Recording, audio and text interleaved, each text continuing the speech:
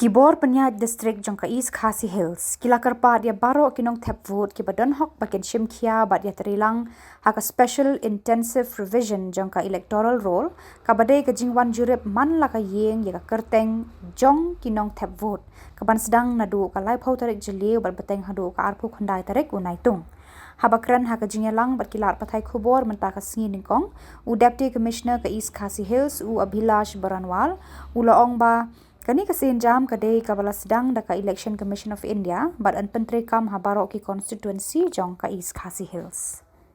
Good morning everyone.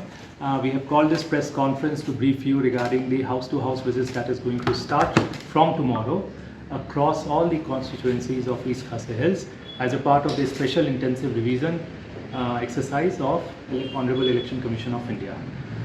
The house-to-house visit will continue for 1 month from 30th of June till 29th of July, during which our BLOs will go to every house and will distribute the self-enumeration form to every registered elector of 2005 electoral roll.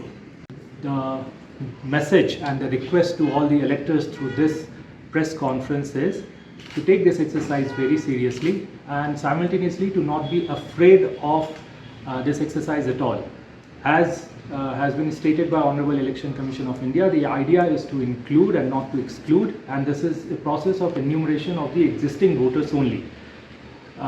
The self-enumeration form has to be duly filled and submitted to the BLOs, and thereafter there will be 1 month for filing of any claims and objections. Thereafter, additional 1 month will be taken by all the EROs to decide on those claims and objections, and finally we'll have our final electoral roll published on 7th of October 2026. The idea of SIR, as has been stated by Honorable Election Commission of India, is to have a clean, error-free and accurate electoral roll. The baseline electoral roll that has been taken across the India is 2005 electoral roll, because that was the last time when comprehensive revision of the electoral roll was undertaken by ECI.